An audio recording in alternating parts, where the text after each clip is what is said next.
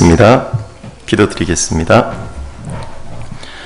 은혜로우신 아버지 하나님 감사를 드립니다. 소망 없이 살아가던 저희들에게 썩지 않고 새하지 아니할 영광스러운 소망 가운데 우리의 육체의 남은 때를 살아가게 해주시고 장차 죽음 건너갈 때조차도 절망하지 않고 영생의 산 소망 가운데 또한 영광 중에 하나님 앞에 나아갈 수 있게 해주신 것 감사를 드립니다. 세상의 마지막 때에 될 일들을 하나님께서 성경을 통해 예언해 주신 대로 우리는 그것을 보는 시대에 살아가고 있습니다. 주님께서 우리의 마음과 생각을 더욱 일깨워 주셔서 잠시 후에 주님 앞에 설 때에 우리 가운데 한 사람도 부끄럽게 서는 사람이 생기지 않도록 마지막 시대에 되리라 예언해 주신 그 말씀을 통해 날마다 더욱 깨어있고 더욱 주님을 대망하는 삶을 살아갈 수 있기를 소원합니다. 오늘 또한 한자리에 모여서 말씀을 배울 수 있게 해주신 것 감사를 드립니다. 비록 완화된 사회적 거리두기를 하면서 모든 형제자매님들이 이곳에 함께 모여 있지는 못하지만 각 실에서 또 각 가정에서 흩어져서 말씀을 함께 배우며 교훈을 받을 수 있게 해주신 것 또한 감사를 드립니다. 우리 각자에게 말씀하시는 하나님의 음성을 이 시간 모든 분들이 들을 수 있도록 그 마음의 길을 주님께서 더욱 열어주시기를 부탁드립니다. 그 마음판에 하나님의 말씀이 새겨질 수 있도록 그리하여 우리의 마음과 생각의 변화가 나타날 수 있는 귀한 시간이 되도록 도와주옵소서. 예수님 이름으로 기도드립니다. 아멘. 구약 창세기 같이 한번 찾아보시겠습니다. 창세기 24장 67절입니다. 창세기 24장 67절입니다.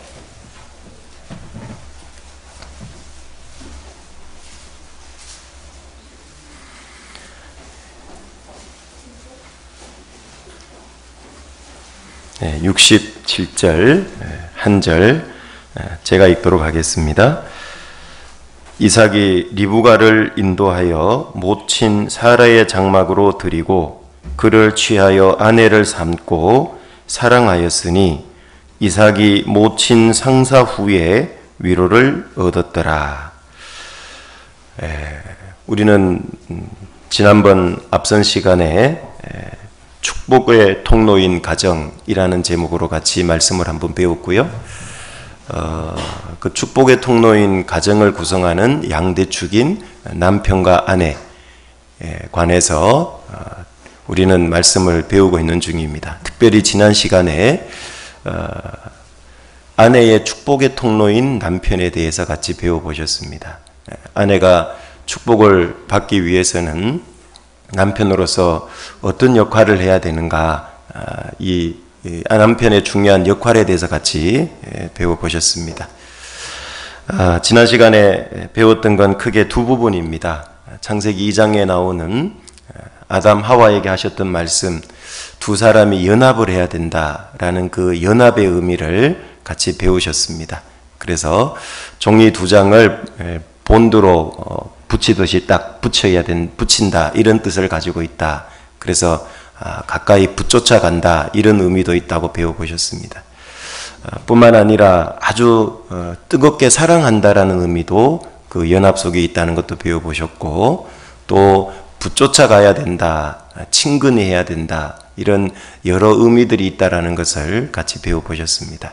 그래서 연합의 의미를 여러 가지로 하나님이 담아두신 것은 구원받은 그리스도인이 주님과 이 주님과 교회의 관계를 잘 설명해주는 교훈이 들어있다는 걸 배워보셨습니다. 우리가 신랑 되신 주님과 신부된 교회가 어떻게 연합을 이루어야 하는가를 그 본문을 통해서 미리 가르쳐주고 계신 겁니다. 뿐만 아니라 가정생활을 할 때도 남편과 아내는 그렇게 연합돼야 된다라고 말씀을 드렸습니다. 그리고 지난 시간에 배웠던 또 하나의 주제는 남편이 도대체 가정에서 어떻게 생활하고 어떤 태도로 살아가야 되는가를 같이 배우셨던 기억이 있을 겁니다. 불과 한 달도 안 지났는데 벌써 다 잊어 잡수셨다면 회개해야 될 남편들이십니다. 그래서 다시 기억이 안 나고 잊어버렸다면 도대체 남편의 역할이 뭐였지? 이 생각이 들고 있다면 다시 돌아가서 그 말씀을 꼭 들어보셨으면 좋겠습니다. 제가 아주 강한 표현까지 사용해가면서 말씀을 드렸는데 한 달도 안 됐는데 잊었다는 건 죄송하지만 말씀을 건성으로 듣고 있다는 뜻입니다. 우리 남편 나에게 하시는 하나님 음성으로 안 들었다는 얘기죠. 그냥 정해진 시간에 와서 안 듣고 가면 불편하니까 듣고 간 정도인 겁니다. 너무 극단적인 표현일지 몰라도 사실입니다. 그래서 가정에서 남편 역할을 내가 어떻게 해야 되는가를 잊어버렸다면 우리가 얼마든지 앞에 말씀을 교회 밴드를 통해 다 들으실 수 있잖아요. 다시 한번 들어서 정말 주님 앞에 가시기 전까지 남편으로서 제대로 한번 살다가 가셨으면 좋겠다는 생각이 들고요. 간단하게 요약을 해드리면 이 아내는 남편의 또 축복의 통로인데요. 아내가 어떻게 하면 축복을 잘 받고 행복하게 할 수 있을까? 그걸 남편이 역할이 굉장히 중요하다고 지난 시간에 이렇게 말씀을 드렸는데 아내 통해서 남편이 축복을 많이 받으려면 아내를 위해서 남편이 좀 역할을 해야 되는 게 있는 겁니다. 그래서 하나님이 지금 내게 주신 현재 아내로 만족하라 라고 그때 말씀을 드렸습니다. 그래야 그 아내를 통해 남편이 축복을 받을 수 있는 거거든요. 그 생활을 해야 되는 겁니다. 많은 안타까운 가정들을 보면 자기 아내에게 불만이 많아요. 내가 차라리 첫사랑 미스김을 만났더라면 내 인생이 이러지 않았을 텐데, 그 정신없는 소리인 겁니다. 현재 주신 아내에 만족할 줄 알아야 돼요. 왜? 가장 적합한 아내를 주셨다 그랬잖아요. 내가 현재 아내의 가장 적합한 남편인 겁니다. 다른 무슨 배우자에 대해서 고민할 필요가 없습니다. 왜? 나는 그 사람에게 안 맞기 때문에 안 주신 겁니다. 그리고 두 번째로는 아내로 하여금 남편 통해 축복받고 있다는 마음이 들도록 하라. 이렇게 말씀드렸죠. 아내가 행복해져야 남편도 축복이 되는 겁니다. 아내가 불행한데 남편이 무슨 가정에서 축복을 받을 수 있겠습니까? 그리고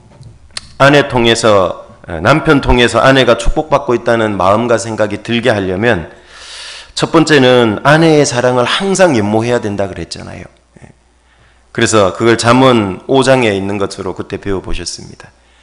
항상 아내의 사랑을 연모하고 늘 아내를 사랑하고 이런 남편은 그 아내에게 복받을 수밖에 없죠. 제가 하다못해 반찬 가지수와 수준이 달라진다 그랬잖아요. 두 번째로는 아내의 마음과 사랑이 남편에게 머물도록 해야 되는 거예요. 늘 아내의 마음과 사랑이 남편에게 머물도록 해야 된다. 그 말씀을 드렸습니다. 그러려면 남편이 역할을 잘해야 되겠죠. 늘 아내를 연모하면 그 아내도 남편의 사랑하고 아내의 마음과 사랑이 남편에게 머물 거예요. 아내를 연모하지 않으면서 아내 보고 자기를 늘 사랑하라고만 요구한다면 그건 이기적인 사랑일 겁니다. 그렇게 살면 안 된다 그랬습니다. 그리고 세 번째로는 지식을 따라 아내와 동거해야 된다고 말씀을 드렸습니다. 내 기분 내키는 대로 즉흥적으로 내 생각대로 사랑하는 게 아니에요, 아내를. 그렇게 아내와 가정생활하는 게 아니라 그랬습니다. 그래서 베드로전서 3장 7절에 보면 지식을 따라서 아내와 동거하라고 말씀을 하셨습니다. 그 지식이라고 하는 것은 이 성경에 언급된 말씀뿐만 아니라 남편으로서 부부로서 어떻게 살아가야 된다는 그 정신, 성경 전체적으로 하나님이 말씀하고 있는 그걸 쫓아서 살아야 된다는 얘기인 겁니다. 그래서 남편의 역할을 어떻게 해야 된다는 걸 성경적으로 분명히 알고 계셔야 성경적으로인 지식을 따라서 동거를 할 수 있게 되는 겁니다. 그런데 안타깝게도요, 많은 남편들은 가정생활하는데 남편으로서 어떻게 살아가고 있습니까? 그러면 그냥 하루하루 살죠. 주어졌으니까 살죠. 정말 아내에 대한 그 기본적인 지식도 전혀 모르는 채로 살아가는 분들이 너무 많다라는 겁니다. 그러면 자기만 불행하고 끝나면 되는데 그 아내도 불행하게 하는데 그걸 모르는 거고 나머지 가족들도 불행하게 되는데 그걸 모르는 겁니다. 그래서 지식을 따라 동거해야 된다. 구체적인 건 지난 시간에 배웠으니까 한번 다시 들어보시면 좋겠고요. 오늘은 축복의 통로인 가정 두 번째 시간인데요. 어떤 분이 저한테 그러더라고요. 그러면 다음번 설교 때는 아내로서 좀 얻어맞을 말씀 준비하고 들으면 되냐고. 지난번에 남편에 대한 얘기 들었으니까 뭐 꼭 얻어맞는 건 아니잖아요. 잘못 알고 있는 걸 고치고 다시금 주님 뜻에 바르게 사는 그 아내로서의 모습을 재정립한다고 생각하면 되겠죠. 방금 읽었던 창세기 24장 67절로 가보겠습니다. 이삭이 리브가를 인도하여 모친 사라의 장막으로 들이고 그를 취하여 아내를 삼고 사랑하였으니 이삭이 모친 상사후에 위로를 얻었더라. 성경이 말씀하시는 결혼생활, 부부로서의 서로 생활하는 거죠. 이건 세상 기준하고 반대라는 걸 아마 본문을 통해 발견하실 수 있을 겁니다. 세상에는 어떻게 결혼하죠?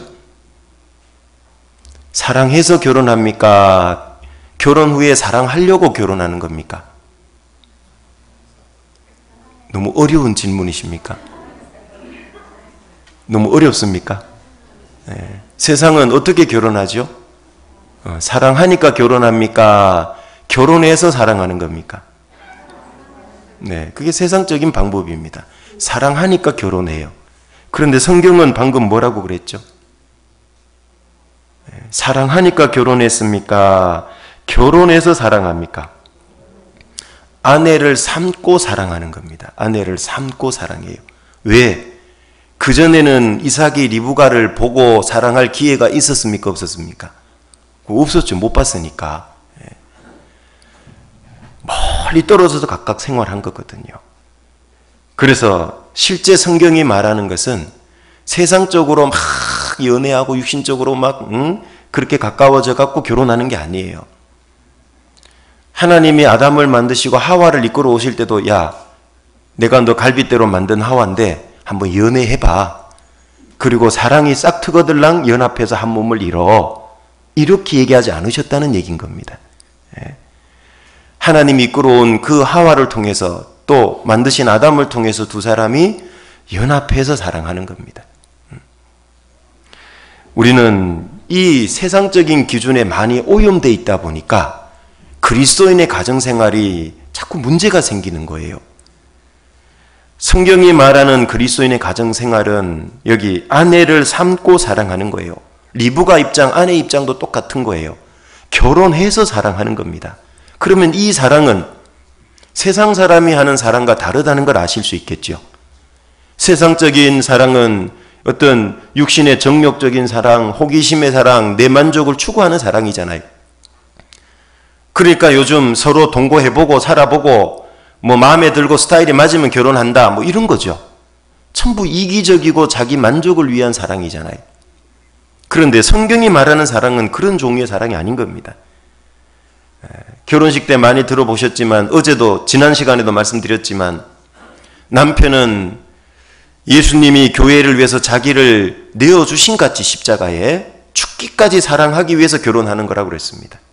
아내도 자기 머리를 떼고 남편을 자기 머리로 받아들이는 그 복종을 위해서 결혼한다고 그랬습니다. 그러니까 서로를 위한 희생이죠. 자기 만족과 이기적인 생활이 아니라는 얘기인 겁니다. 그러면 여기서 말하는 사랑이 어떤 사랑인지 아시겠죠? 내 만족과 내 욕구를 충족시키는 사랑이 아니라는 얘기죠. 그리스도인이 하는 결혼생활은, 그 그리스도인이 결혼생활에 부부간에 나누는 사랑은 이기적인 사랑이 아니라는 겁니다. 그래서 고린도전서 13장에 사랑장이라 그러잖아요. 그 예수님의 인격이면서 예수님을 설명하는 겁니다. 사랑이라는 말을 예수님으로 다 바꿔 읽어도 문제가 조금도 없다 그러죠. 그렇게 결혼생활 하려고 결혼하는 거예요. 그렇게 사랑하려고 결혼하는 겁니다. 그러니까 이거는 결혼해보니까 내 스타일 아닌데 이런 여잔지 몰랐어, 이런 남잔지 몰랐어, 그런 건 있을 수 없다는 겁니다. 그리스도인의 결혼생활은 사람이 나눌 수 없다 그랬잖아요. 하나님이 짝지어준 걸 물릴 수 없다는 겁니다. 내가 생각했던 거와 다르다고 해서 이상한 습관이 있다고 해서 우리 아내가 나는 정말 하늘에서부터 내려온 천사인 줄 알았는데 막 자는데 배를 끌고 코 골고 그러다 하더라도 물릴 수 없다 그 말이에요. 그래서 여기 아내를 삼고 사랑하는 거예요. 결혼하고 사랑하는 겁니다. 서로의 약점을 보듬어주고 채워주고. 그런데 이게 세상적인 사랑의 기준에 오염되다 보니까요, 맨날 남편과 아내에 대한 불만이 있는 거예요. 그건 살아도 잘못 살고 있는 거예요. 그리스도인의 결혼 생활이, 가정 생활이 뭔지도 단 요즘 전문 용어로 1도 모르는 거예요. 이걸 바꿔야 되는 겁니다, 빨리. 그래서 여기 그리스도인의 결혼 생활은 사랑해서 결혼하는 게 아니고 결혼해서 더 사랑하려고, 주님의 사랑으로 사랑하려고 결혼하는 겁니다. 이걸 잊어버리니까 자꾸 요동되고 흔들리고 시끄러워지는 거예요. 부부간에 문제가 자꾸 생기도록 돼 있죠. 자, 이 결혼 생활은, 가정 생활은 뭐에 대해서 궁극적으로 우리에게 일깨워 주려고 결혼하게 하셨다고요? 교회 생활입니다. 교회 생활. 신랑 되신 주님과 신부된 교회가 어떻게 살아가야 하는가를 보여주는 거라 그랬잖아요. 어떤 분은 아유 나는 지금 혼자 됐는데, 나는 지금 결혼도 안 했는데, 물론 직접적인 부부에 대한 말씀이기도 하지만은 이걸 통해서 신랑 되신 주님과 신부된 우리가 어떻게 살아가야 하는가를 궁극적으로 교훈해 주는 게 목적이라 그랬잖아요. 그래서 여기 우리는 주님과 어떻게 하냐, 잘 생각해 보세요. 주님이 나를 사랑할 것이 있어서 신부로 삼았습니까? 구원해서? 초장부터 이렇게 대답이 신통치 않으면 걱정스러워요. 주님이 정말 내가 사랑할 구석이 있어서 나를 그리스도의 신부로 구원해서 삼았냐고요? 없어요. 우리는 진노의 대상이었어요. 주님이 우리를 사랑할 구석이 단 1%도 없었다 그 말이에요. 그래서 자녀로 삼고 아내로 삼고 사랑하는 겁니다. 그게 사랑이잖아요. 그럼 우리도 어떻게 해야 돼요? 주님을 내 마음에 쏙 들어서 주님이 내 원하는 대로 다 해줘서 사랑하는 겁니까? 아니잖아요. 때로는 주님이 내가 원하지 않는 길을 걷게 하시기도 하고, 때로는 내가 원치 않는 고난을 주시기도 하고, 그렇잖아요. 그래도 우리는 사랑할 수 있습니다. 왜? 너무 큰 사랑을 받았으니까. 그래서 그게 결혼생활 궁극적인 의미인 겁니다. 이렇게 신랑된 주님과 우리가 살아가야 되는구나. D.L. 무디는 이렇게 얘기를 했는데요. 교회가 있기 전 집이 먼저 생겼기에 내 의무는 집에서 먼저 이행되어야 한다. D.L. 무디는 참 의미심장한 얘기를 했습니다. 여러분, 국가가 먼저 있었습니까? 가정이 먼저 있었습니까? 가정이. 국가라는 제도가 먼저 생긴 게 아니라 하나님은 가정이라고 하는 제도를 먼저 만드셨잖아요. 그렇죠? 결혼이라는 제도를 하나님이 직접 고안해서 만드신 것이 가정이고 결혼인 겁니다. 그건 바로 교회 생활의 예표거든요. 그래서 우리는 교회가 있기 전에, 국가도 있기 전에 무엇이 먼저 생겼습니까? 집이, 가정을 먼저 만드신 겁니다. 그렇다면 우리는 그리스도인에서 마땅히 행해야 될 의무는 사실 어디서 선행돼야 되냐? 가정에서부터 먼저 이루어져야 되는 겁니다. 가정에서는 그리스도인 남편으로서 또 아내로서 엉망으로 살아가면서 교회 와서는 열심히 봉사하고 뭘 하겠다는 건 그건 위선적인 겁니다. 신앙생활은 가장 신앙의 기초 단위인 가정생활하고 교회 생활이 분리되면 안 돼요. 똑같은 겁니다. 가정은 배운 말씀을 실천하는 최초의 실습 장소라고 해도 틀리지 않을 거예요. 서로 사랑하라, 형제자매들 사랑하는데 사실은 부부가 가장 가깝잖아요. 그 형제자매 중에 가장 친밀한 사이가 부부잖아요. 그 부부를 사랑 못하면서 형제자매를 교회 와서 사랑한다? 그건 거짓일 수 있다 그 말이에요. 그런데 부부로서 사랑해 보려니까 잘 됩니까? 안 됩니까? 결혼하기 전에는 흔히 말하는 100m 미인, 100m 미남. 이제 결혼하고 사니까 가까이 붙어서 사니까요. 그렇게 예뻐 보이고 아름답고 멋있게 보이던 부부가요. 이제 허점, 단점이 보이기 시작하잖아요. 그죠? 그런 배우자를 사랑하라는 것을 실천해 보는 겁니다. 부족한 게 보이고 단점이 보여도 계속 사랑하는 겁니다. 그걸 실천하는 것이 바로 가정이에요. 그런 배우자를 사랑 못하는 사람이 교회 와서 어떻게 형제자매를 사랑한다고 말할 수 있겠어요? 그건 사탕 발림일 수 있다 그 말인 겁니다. 가장 가까운 이 배우자를 사랑하지 않으면 어찌 보면 주님 오실 때까지 형제자매를 진정으로 한 번도 사랑 못할 수도 있어요. 가정과 연결되지 못한 신앙생활은 위선일 수 있다는 걸 기억하십시오. 하나님은 교제에도 계시지만 가정에도 여전히 계시는 분이기 때문에 그래요. 하나님은 교회 생활도 명한 분이시지만 가정 생활을 명한 분이시기도 합니다. 동일한 분이신 겁니다. 교회 생활의 말씀은 순종하는데 가정 생활의 말씀은 불순종한다. 그거는 부분적인 순종이죠. 온전한 순종이 아닌 겁니다. 배우자가 마음에 들어서 하는 게 아니에요. 하나님의 뜻이고 말씀이기 때문에 하는 겁니다. 그래야 주님의 교회에 대한 비밀을 더 깨달아가기 때문에 하는 거예요. 사랑을. 무디는 또 이렇게 얘기를 했습니다. 당신의 구원을 당신에게 물어보지 않겠습니다. 당신 아내에게 물어보겠습니다. 그것도 참 의미심장한 얘기죠. 반대입니다. 당신의 구원을 당신에게 물어보지 않겠습니다. 당신 남편에게 물어보겠습니다. 같은 얘기겠죠. 그 사람이 진짜 구원받았다면 교회 생활뿐만 아니라 가정 생활도 잘해야 되는 겁니다. 그건 하나기 때문에 그래요. 한 분 하나님 앞에서 생활하는 거기 때문에. 성경에서는 집사에 대한 직분도 있고 감독, 장로 이런 직분자에 관한 이 조건들을 말씀을 하고 있습니다. 그런데 교회의 직분들을 언급했는데 모든 조건에 공통적으로 나오는 것은 바로 가정생활에 관한 부분들이라는 얘기인 겁니다. 그 말은 가정에서 똑바로 못 사는 사람은 교회에서 똑바로 살 자격이 없다는 얘기인 겁니다. 교회에서 집사도 하고 장로도 하고 감독도 하고 어떤 그런 일들을 하려고 하면 먼저 선행돼야 될 것이 올바른 가정생활이라고 성경은 말씀하고 있는 겁니다. 아내로서 남편으로서 합당하게 살아야 되는 겁니다. 지금 내가 혹시 부족하고 안 되는 게 있다고 해서 무슨 직분을 때려치고 내려놓으라는 게 아니라 직분을 바꾸는 게 아니라 내 삶을 고치라는 얘기인 겁니다. 성경은 그걸 말씀하는 게 목적이잖아요. 그래서 사실 가정생활을 남편과 아내가 잘 생활하면요. 또 부모로서 자녀로서 잘 생활하는 건 마치 뭐와 같냐 하면 선교 생활을 하는 것과 같다. 이렇게 이해하시면 되는 겁니다. 부부로서 부모 자식이 서로 하나님의 뜻에 맞게 잘 생활하면 어떻게 됩니까?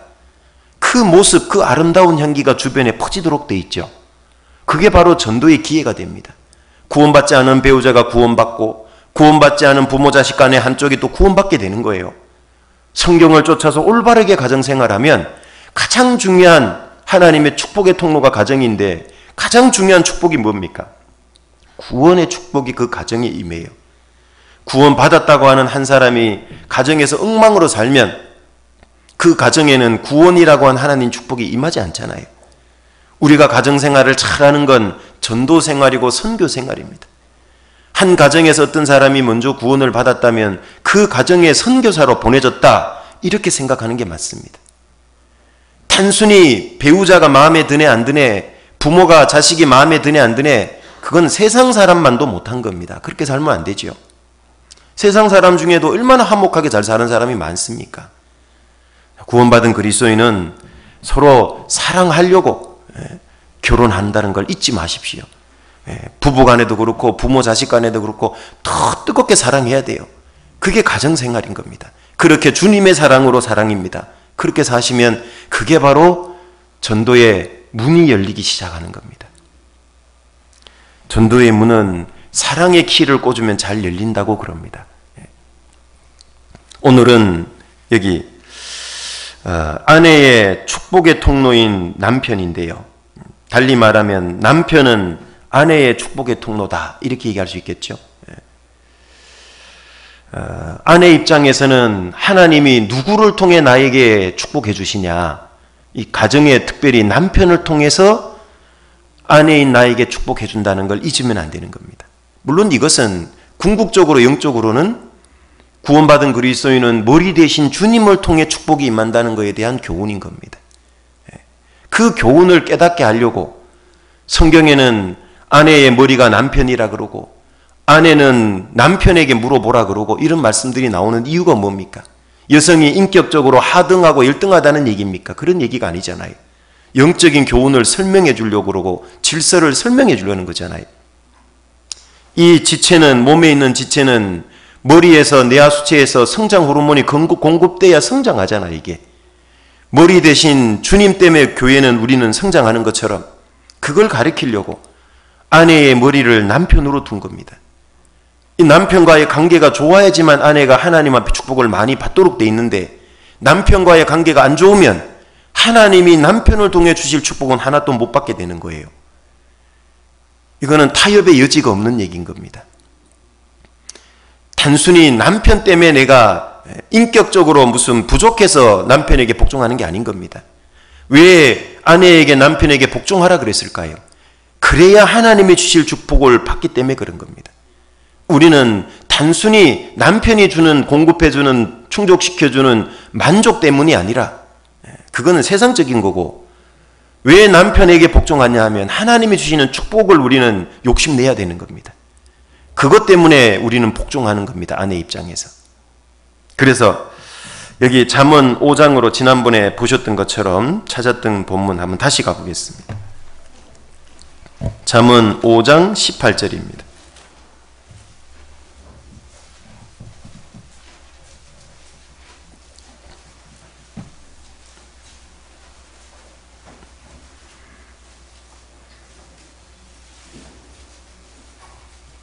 잠언 5장 18절입니다.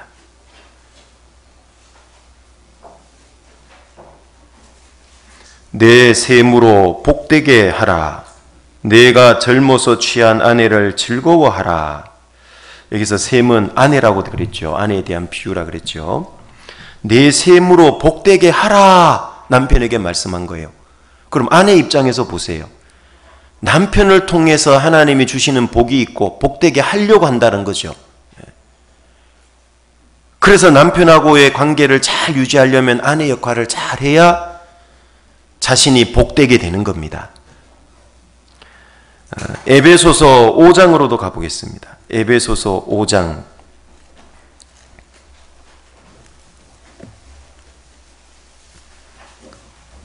22절부터 24절입니다.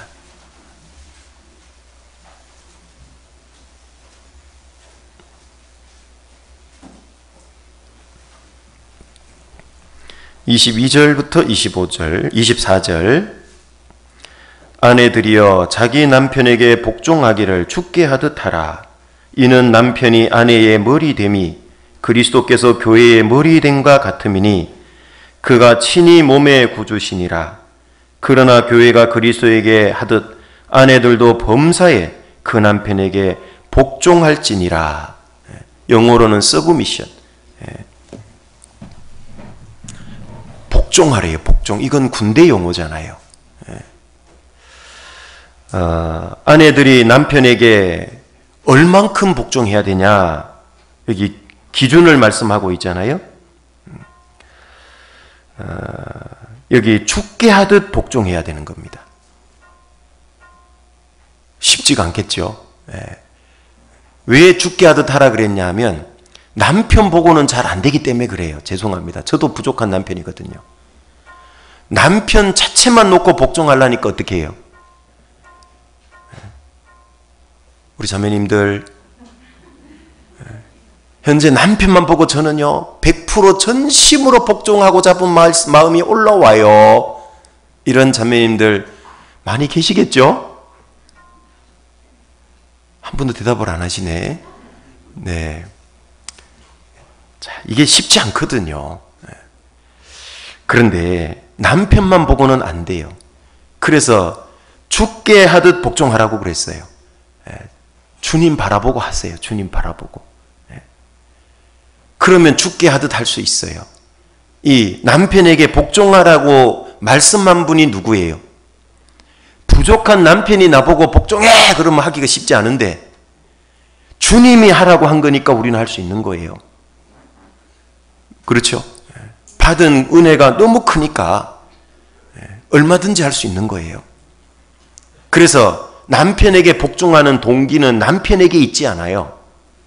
남편의 조건 여하에 딸린 게 아니라는 얘기인 겁니다. 주님께 있는 거예요. 주님께. 그래서 복종하는 겁니다. 교회 안에서도 마찬가지예요. 우리가 신앙생활하고 하나님께 순종하고 복종하는 거는요, 무슨 봉사회장이 마음에 들고 어머니회장이 마음에 들고 목사가 마음에 들어서 하는 게 아니에요. 주님 때문에 하는 거예요. 주님 때문에. 그게 영적인 결혼 생활이잖아요. 신랑 된 주님과. 여기 교회가 그리스도에게 하듯 아내들도 범사의 그 남편에게 복종할지니라. 교회는 이 교회의 머리는 주님이고 우리는 예수님의 몸이라 그랬잖아요. 그게 교회예요. 교회의 머리가 바로 주님이에요. 이 몸은 머리가 명령하는 대로 움직이잖아요. 그죠?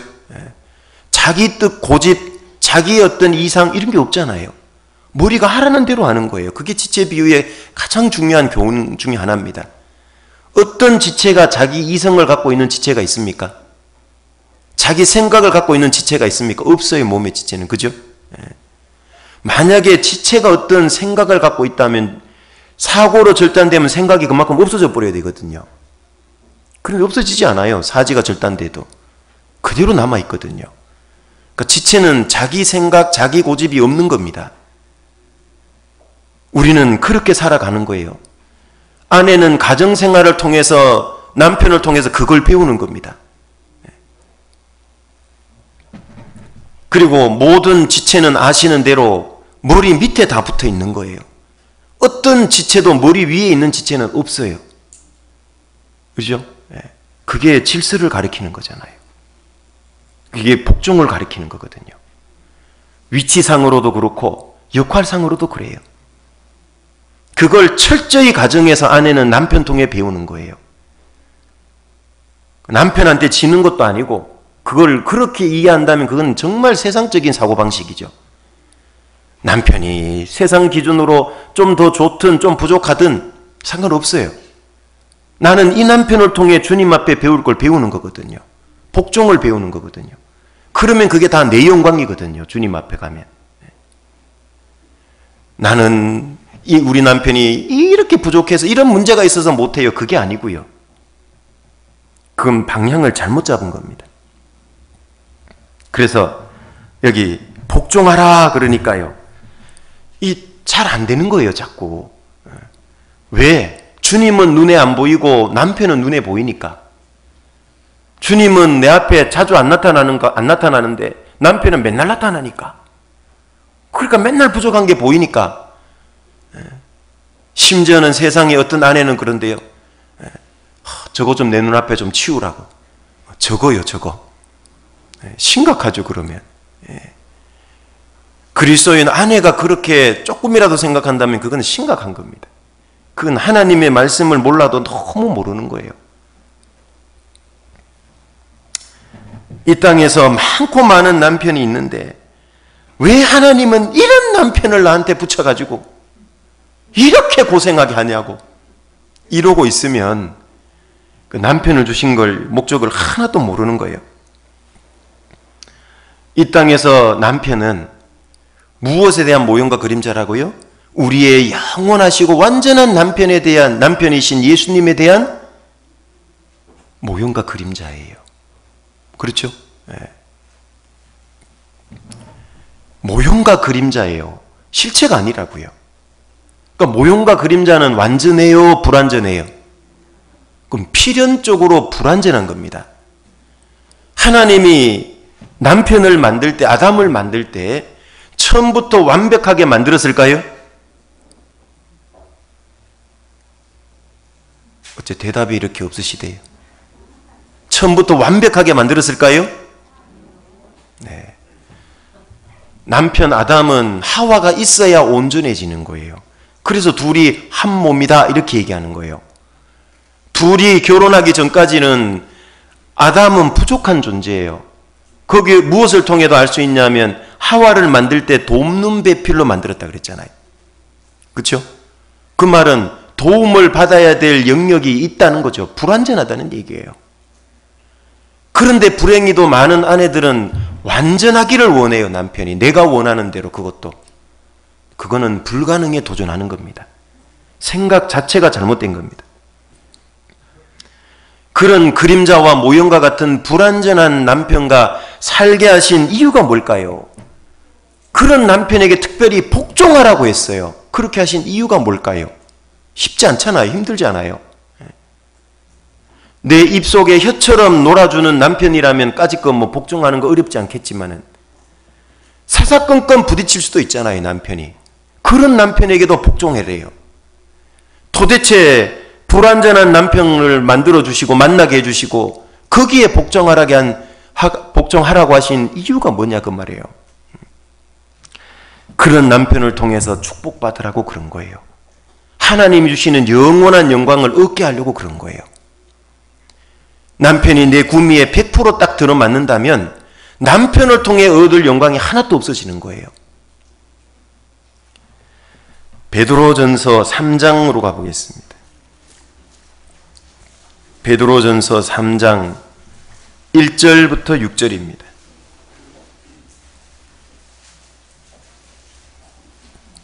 3장 1절부터 6절입니다.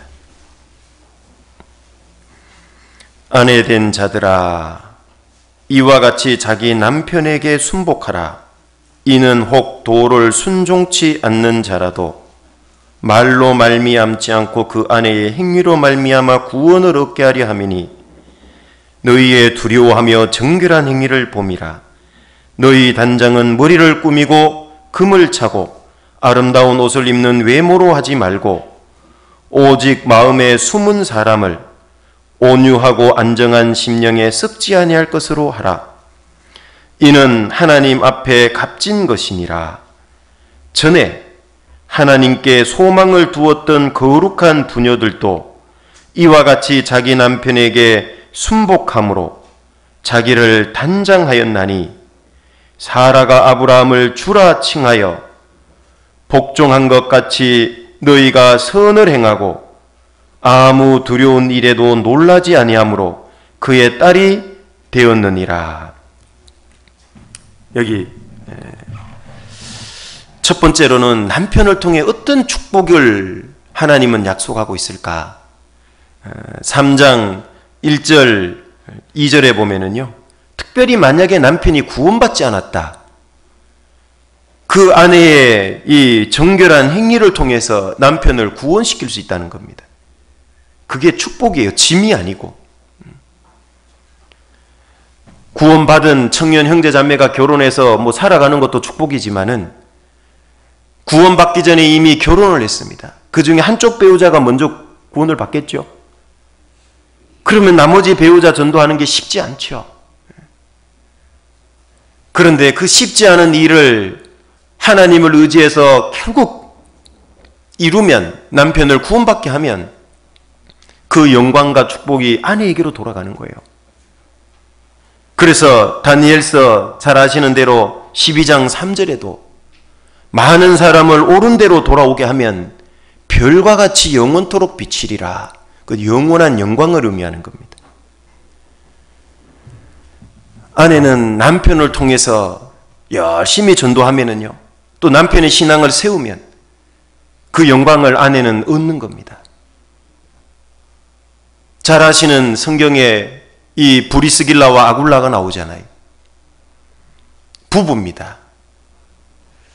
이 브리스길라와 아굴라는 부부인데 성경은 질서잖아요. 대부분 질서를 가리킬 때는 남편 아굴라를 먼저 얘기해요. 그런데 대부분에서는 항상 브리스길라를 먼저 얘기합니다. 왜 그러냐면 아내 신앙이 좀 더 좋았던 것 같아요. 그 아내가 남편의 역할을 잘 하도록 도우면은요, 그 아내에게도 영광이 그대로 돌아가는 겁니다. 축복이. 그러니까 지금도 성경의 브리스길라는 지금도 교훈이 되고 회자되고 있잖아요. 많은 믿음의 아내들의 교훈이 되고 있잖아요. 이 아내의 역할이 아주 중요하거든요. 남편을 잘 구원시키고 신앙을 세워가고 성장시키면 이 아내의 영광도 남편 못지않게 커지는 거예요. 우리나라에서도 잘 아시잖아요. 바보 온달이 있었잖아요. 그 평강공주를 만나서 정말 이 바보 온달이 장군이 되잖아요. 위대한 장군이 되잖아요. 아내의 역할이 얼마나 소중하다는 걸 보여주는 좋은 이야기잖아요. 남편의 부족한 걸 탓만하고 원망하고 불평만 할 것이 아니라 어떻게 하면 이 남편을 주님 앞에 더 영광스럽게 세울까? 그게 아내의 영광이 되는 거거든요. 그 역할하는 게. 그런 면에서 남편은 아내에게 축복의 통로가 되는 겁니다.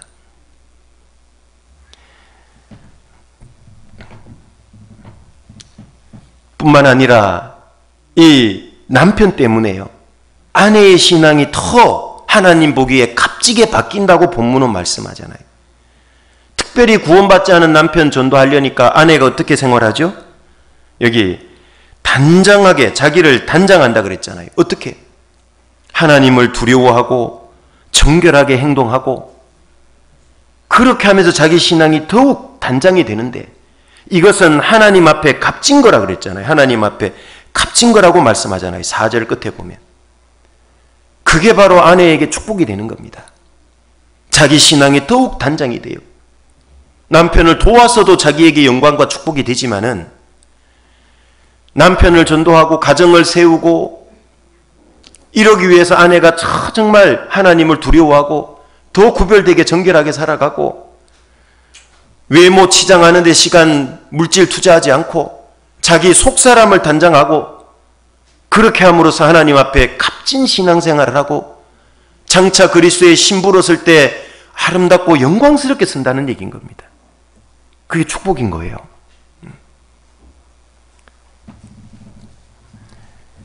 왜 남편, 하나님,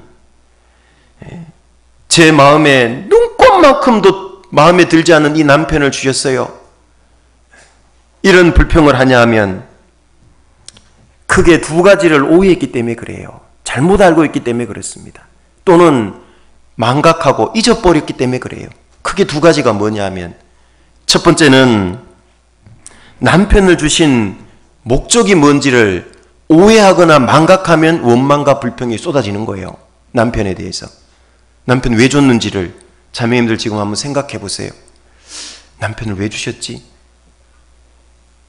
얼른 답이 생각나십니까? 그리고 정말 사랑할 구석이 눈꼽만큼도 없고 1도 없는 이 남편을 왜 만나게 했지?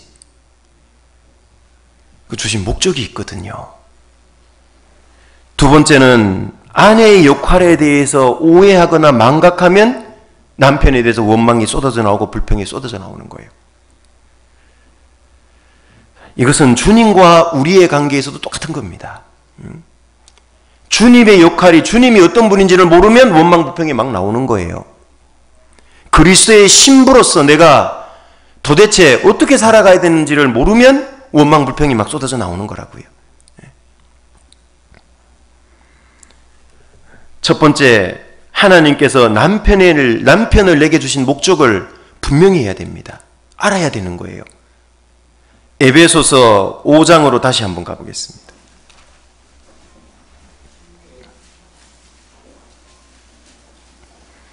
남편은 이런 역할을 하는 사람이래요. 에베소서 5장 25절. 아내들은 남편의 역할을 정확히 바로 아셔야 되고 이 시간에 남편들은 남편으로서 이렇게 살아야 되는 겁니다. 5장 25절부터 28절까지 말씀입니다. 남편들아 아내 사랑하기를 그리스도께서 교회를 사랑하시고 위하여 자신을 주신같이 하라. 이는 곧 물로 씻어 말씀으로 깨끗하게 하사 거룩하게 하시고 자기 앞에 영광스러운 교회로 세우사 티나 주름 잡힌 것이나 이런 것들이 없이 거룩하고 흠이 없게 하려 하심이니라. 이와 같이 남편들도 자기 아내 사랑하기를 제 몸같이 할지니 자기 아내를 사랑하는 자는 자기를 사랑하는 것이라. 자, 이게 남편의 역할을 말씀하고 있습니다. 남편의 역할이 여러 개가 있지만 가장 중요한 역할이 이겁니다. 아내들이 절대 잊으면 안 되고 남편으로서 절대 잊어버리면 안 되는 역할 중에 하나가 뭐냐 하면 여기 마치 주님이 교회를 위해서 하신 것처럼 그런 역할을 하는 거래요.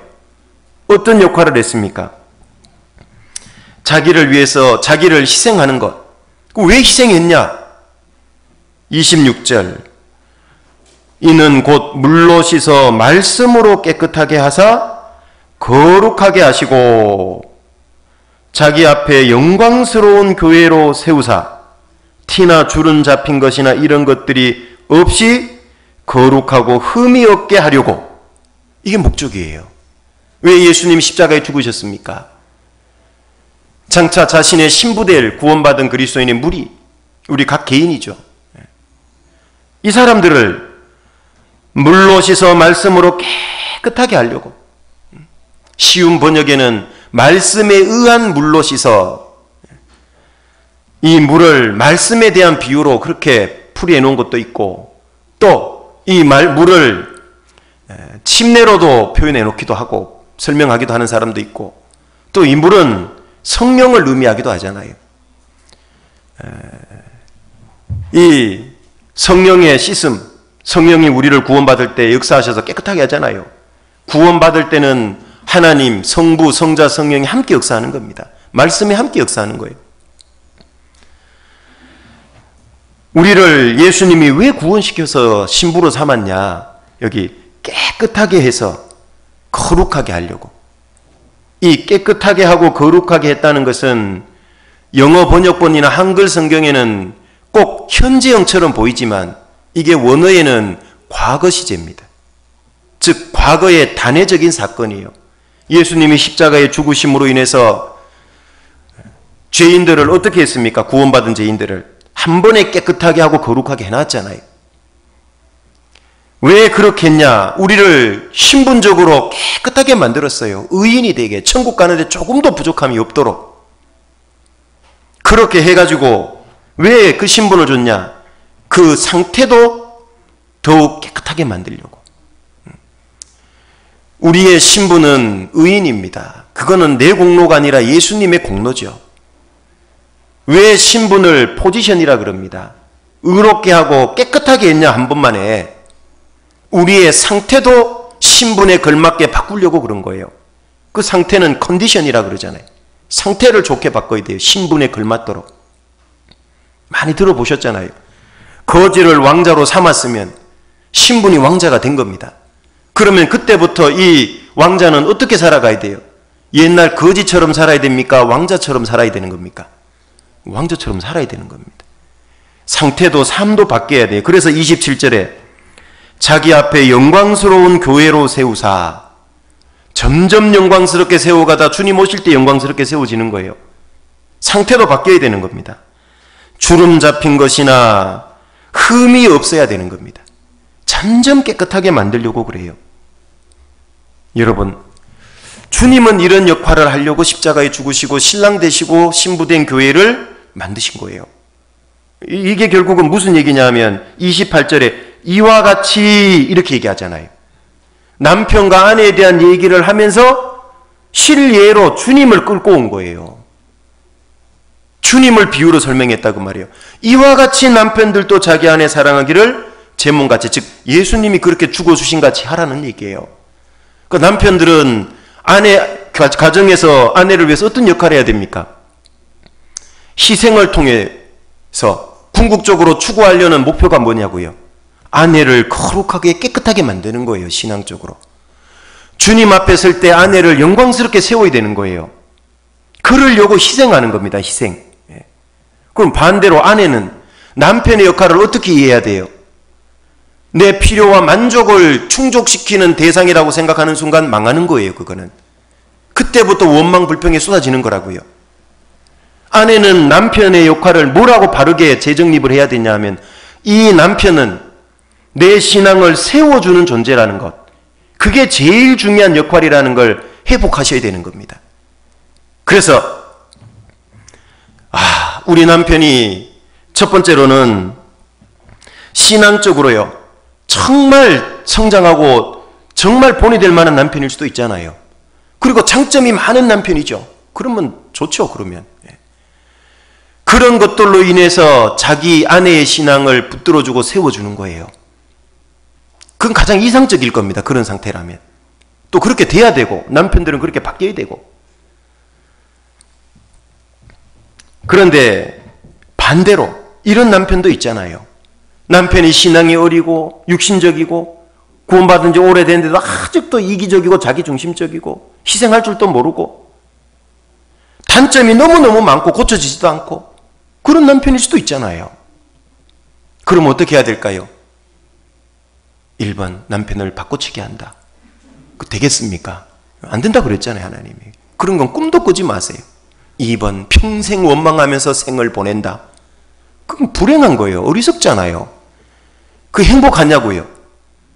그게 최선의 길이냐고요? 아닌데 그렇게 살고 있지 않습니까, 혹시? 그건 정말 어리석은 겁니다. 비록 남편이 단점이 많고 육신적인 게 많다 하더라도 그 남편을 위해서 더 기도하고 바르게 세워줘야 된다 그랬잖아요. 그건 하루아침에 안 됩니다. 그 남편이 바뀌어져 가는 과정에서 얼마나 많이 힘들고 어려울까요, 아내가요? 그런데요, 그 과정이 어렵고 많이 힘들지만 어떻습니까? 그걸 통해서 아내의 신앙이 정말 연단되고 단련돼요. 정말 속사람이 단장이 되는 거예요. 그렇죠? 남편이 신앙적으로 정말 성장하고 장점이 많아서 도와줘서 성장하는 것도 있지만 반대로 혹여 그렇지 못한 부족한 남편일 수도 있어요. 그런 남편을 도우면서 자기 신앙이 성장하고 또 영광이 얻어지는 거고 축복이죠. 아까 말씀드렸죠. 또 그러면서 자기가 내적으로 어떻게 됩니까? 단장하고 성장이 돼야 돼요. 그거는 신경 안 쓰고 남편의 부족만 맨날 보고 문제 삼고 있다면 하나는 알고 둘은 모르는 거잖아요. 남편이 부족한 게 있더라도 그걸 통해서 자기가 더 인내하고 더 신앙이 속사람이 성숙하고, 그 베드로전서 아까 3장 말씀대로요. 온유하고 안정한 심령에 썩지 아니할 것으로 속사람 단장하라 그랬잖아요. 그걸 신경 쓰는 겁니다. 비록 남편의 육신과 단점이지만 그걸 통해서 내 신앙이 하나님 앞에 성장하는 그 축복의 통로가 된다 그 말이에요. 성경에는 하나같이 믿음이 성장하고 좋은 남편만 있는 건 아니잖아요. 이 나발이라고 하는 남편은 이름도 별로 안 좋잖아요. 미련한 자라는 뜻이. 그런데 그 아내가 아비가일이잖아요. 그 남편이 죽을 수 있는 상황을 살려내잖아요.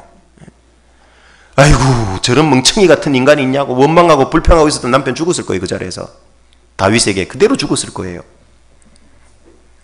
그런데 그 아비가일이 기가 막히게 지혜를 발휘해서 남편을 세우고 살리잖아요. 그 순간 원망 불평한다면 자기도 불행해지는 겁니다. 더 좋은 길이 있잖아요. 마틴 루터는 가정은 크리스찬의 인격을 훈련시키기 위해서 하나님께서 규정해 놓으신 장소다 이렇게 얘기를 했습니다.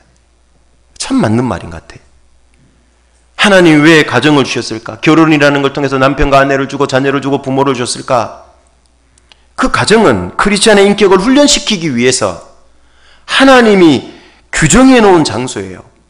그리스도인의 신병 훈련소와 같다 그 말이에요. 가정에서 계속 훈련받게 하는 겁니다. 그런데 그걸 잊어버리니까 어때요? 원망 불평이 나오는 겁니다. 남편을 내게 주신 그 목적을 잊어버리지 마세요. 남편은 내 신앙을 세우는 존재예요. 나를 더욱 깨끗하게 하고 거룩해 하고 주름 잡힌 것 없이 쫙 펴지게 하고 흠도 없이 오점도 없이 만들어가는 존재예요. 남편은 두 가지 역할을 해서 그렇게 한다 그랬죠? 신앙이 좋고 장점이 많아서 도와줄 수도 있고 최선이지만 그렇게 안 된다 할지라도 남편이 단점이 많고 육신적이고 어리더라 하더라도 그 모습을 통해서 아내의 신앙이 오히려 더 연단되고 더 정결해져요. 잘 아시는 대로 불은 7번 금은 통과해야 정금이 되잖아요. 더 어렵고 힘든 남편을 만날수록 그 안에는 더 많은 고난의 불을 통과하는 거예요. 더 신앙이 정금이 되고 있는데 그걸 잊어버리니까요. 원망 불평의 대상이 되고 있는 거예요. 남편은 나를 단련시키는 도관이고 풀무예요. 찌기를 제거하는. 남편이 정말 부족하더라도 그렇게 생각해서 자기 신앙이 성장하는 기회로 삼는 게 하나님 보실 때 남편을 주신 목적을 바로 아는 아내입니다. 그 잊어버리면 안 되는 거예요. 그래야 원망 불평이 안 쏟아져 나오는 겁니다. 두 번째로는 하나님께서 이 남편을 주신 목적을 아까 회복하라 그랬는데요. 두 번째는 아내의 역할도 잊어버리면 안 되는 거예요. 아내의 역할. 아내는 잘 아시는 대로 아까 창세기 2장의 18절에 보면 사람의 독처하는 것이 좋지 못하다 그랬잖아요. 하나님이. 아담 혼자 다니는 거는 좋지 못한 거예요. 온전하지 못한 거예요. 그 좋지 못하다, 그게 선하지 못하다 그런 뜻인 거예요. 선한 게 아니래요, 그게. 그건 더 심각한 얘기죠. 그래서 하와가 필요한 거예요, 돕는 배필이. 그럼 아내는 두 번째, 자기 역할을 다시 회복해야 돼요. 남편에 대해 주신 목적도 회복해야 되지만 두 번째로는 아내의 역할이 뭔지도 다시 잊어버리고 놓치고 오해하고 있다면 회복하셔야 돼요. 아내의 역할은 돕는 배필입니다. 바라는 배필이 아니다 그 말이에요. 이게 바라는 배필이 되니까 원망불평이 자꾸 나오는 거예요. 우리 남편은 이렇고 저렇고 이 모양이고 저 모양이고 이것밖에 안 되고 저렇고, 그게 바라는 배필이 돼서 그런 거예요. 돕는 배필, 그 위치를 회복을 해야 되는 겁니다. 남편을 내 행복과 내 필요를 돕는 배필이라고 인식하면 그때부터 원망과 불평의 대상이 돼요. 그렇죠? 남편이 내 필요와 어떤 요구를 채워주는 그런 배필이라고 인식하면요, 계속 원망과 불평이 나와. 왜죠? 여러분, 사람의 만족이라는 게 끝이 있어요, 없어요? 끝이 없어요. 남편하고 월세 살았는데 여보 전세라도 살아야 될 거 아니냐고. 남편이 죽도록 벌어서 전세 살면 만족돼요? 이제 만족돼요? 여한이 없어요. 그럴까요? 좀 지나면 뭔 생각 들까요? 여보, 이사 다니기 힘들지 않아요? 18평이라도 내 집이 있어야지. 그러면 또 죽도록 돈 벌어서 18평 내 집장만 하면 이제 여한이 없어요. 그럴까요? 그래도 화장실 2개는 있어야지. 아침마다 이 무슨 난리여 여보. 오늘 아침에도 교회에 오려니까 막 화장실 1개라 가지고 애들부터 빨리 나와. 사실 이 욕구는 끝이 없어요. 육신의 욕구는. 그죠? 오죽했으면 며느리에게는 2 딸이 있어서 다고다고 한다 그랬잖아요. 거머리에게는, 죄송합니다. 거머리에게는 2 딸이 있어서 다고다고 한다. 거머리 딸이 2이 있대요. 근데 맨날 와서 싹쓸이해 간대요. 딸이 하나도 집에 거 쓸어 가서 친정에 와서 이것도 골치 아픈데 2이 있으니 그게 뭐에 대한 비유냐면 육신이 육신. 거머리가 사람 다리에 탁 달라붙어 가지고 빨아먹을 때 보면요, 신기하게도 흡입관이 2개예요. 그만큼 욕심이 많아요. 거머리가 피를 안 먹었을 때는 아시죠? 가늘어. 피를 많이 빨아먹으면요, 똥똥하게 이렇게 한 또 몇 배는 커지죠. 육신이에요. 육신은 우리에게 딱 달라붙어 있어요. 주님 앞에 갈 때까지 이놈의 육신은 안 떨어진다니까. 계속 요구하거든. 남편을 자기 육신의 욕구를 충족시키고 만족시키고 도와주는 그런 대상으로 배필로 생각하면요, 그때부터 불평, 불만이 끝이 없는 거예요. 아내는. 그건 잘못 생각한 거예요. 아내는 내가 먼저 돕는다 생각하면 돼요. 그게 돕는 배필이잖아요. 돕는 배필. 머리가 명령을 내리고 머리 뜻대로 몸을 움직이지만 잘 생각해 보세요. 손발 없이 머리가 뭘 할 수 있는 게 있어요? 있습니까? 하다못해 막 머리에서요, 오늘은 점심 때 팥죽을 한 그릇 먹고 싶어, 냉면을 한 그릇 먹고 싶어, 많이 생각하는데요, 발이 냉면집으로 안 가. 그러면 머리가 생각한 걸 이룰 수 있어요? 네. 이룰 수 없잖아요. 머리가 아무리 자기가 머리고 뭘 자기 생각대로 하려고 해도요, 손발에 도움 없이는 안 되는 거예요. 마찬가지인 겁니다. 아내가 돕지 않으면 남편은 이 제대로 생활할 수 없는 거예요. 온전해지기 어렵다니까요. 많이 도와야 되는 겁니다. 이걸 우리 어떤 분은 아이고 나는 혼자인데 또 이렇게 생각하지 말고, 궁극적으로는 항상 주님과 교회 관계라 그랬잖아요. 나 혼자서는 신앙생활 안 된다는 얘기예요. 반드시 도움이 필요하다는 겁니다. 그래서 아내들은 잊지 말아야 됩니다. 내가 돕는 배필이지. 그렇죠? 그래서 남편으로 하여금 제대로 자기 일을 하게 하는 거예요. 그게 아주 중요한 겁니다. 교회 안에서 우리는 그리스도의 신부입니다. 머리 대신 주님이 생각하고 이루고자 하는 걸 제대로 이루어 드리도록 열심히 해야 된다는 게 궁극적인 교훈이라 그랬죠. 그래도 우리 남편 마음에 안 드는데요. 아멘이 잘 안 되는데요. 그런 분을 위해서 하나님께서 실제 실리의 샘플을 하나 준 게 누구예요? 아까 베드로전서 3장 다시 한번 가보세요.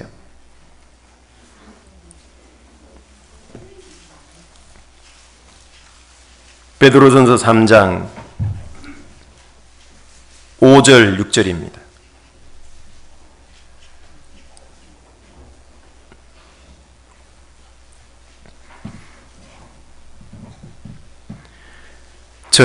이 전에는 구약을 뜻합니다. 구약 성경.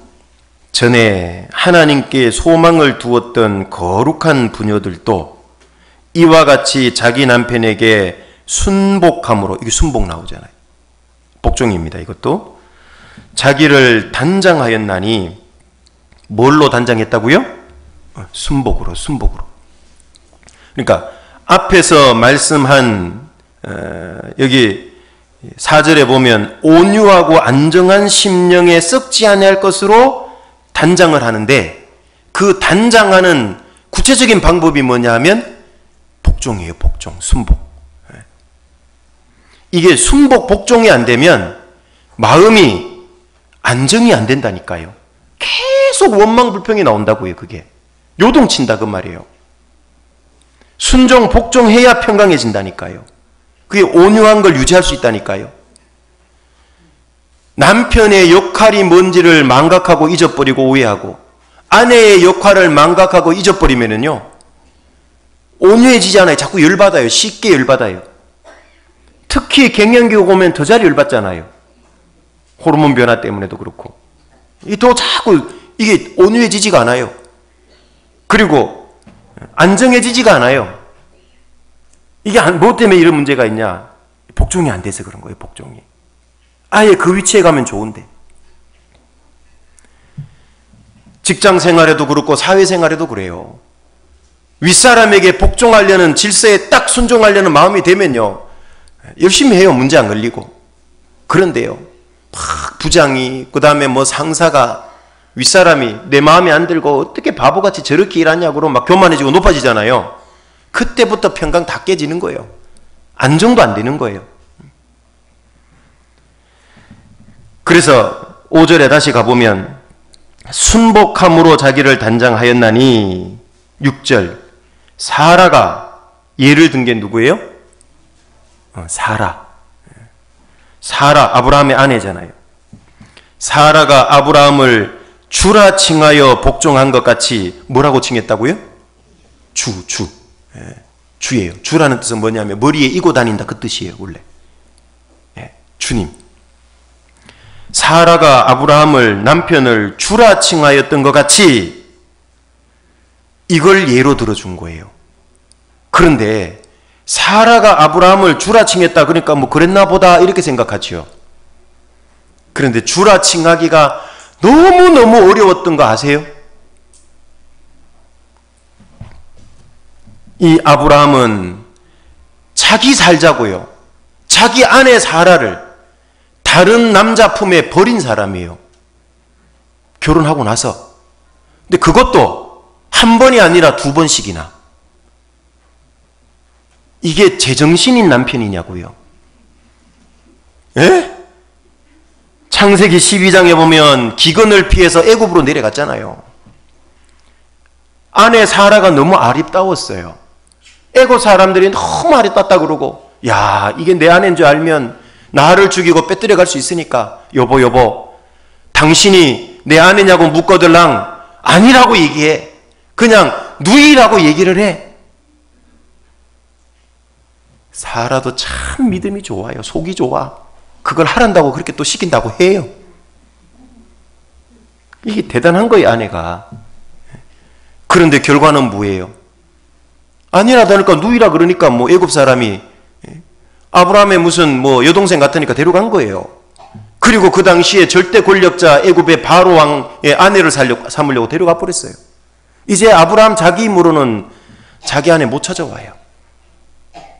아니, 정상인 남편이라면 자기가 죽는 한이 있어도 아내 지켜야 되는 거잖아요. 그죠?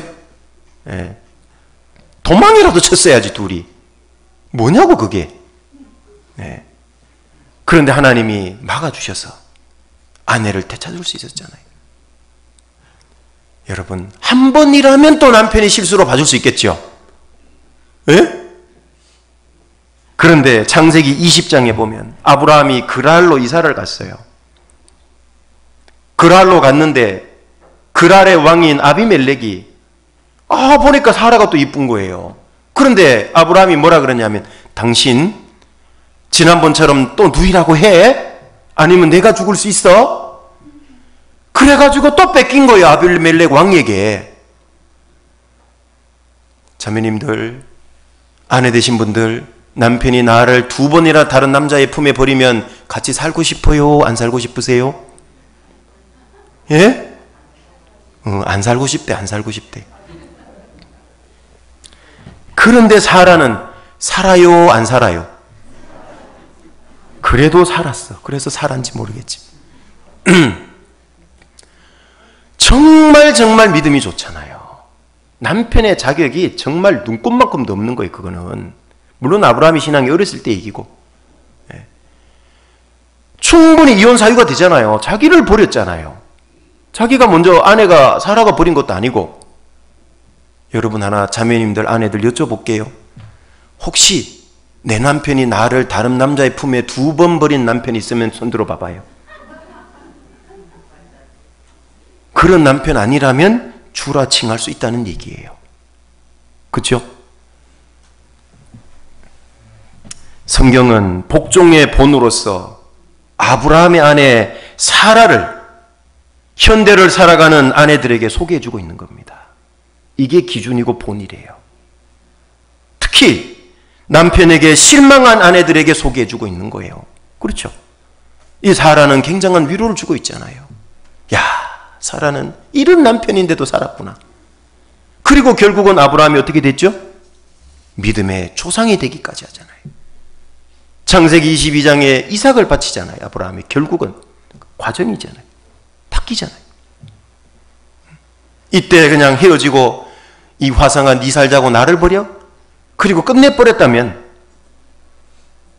사라는 이렇게 믿음의 여인으로서 히브리서 11장의 이름에 들어갈 수 없었을 거예요. 그런데 하나님 앞에 믿음으로 아브라함을 추라친 거예요. 아브라함이 자격이 있어서가 아니다 그 말이에요. 이게 아내의 역할을, 본분을 너무 잘 알고 있는 거예요. 남편은 부족하지만 아내의 역할을 계속한 거예요. 현대를 살아가는 아내들에게 도전이 되지만 기준이 되는 겁니다. 이렇게 살아야 되는 겁니다. 그러다가 장차 진짜 남편인 주님을 만나야 부끄럽지 않게 되는 거예요. 영광스럽게 되는 겁니다. 성경에는 아내로서 가정생활에 정말 본이 된 여인 하나를 소개해 주는데요. 그 여인이 바로 룻이라고 하는 여인입니다. 룻. 룻기로 한번 가보시죠. 룻기.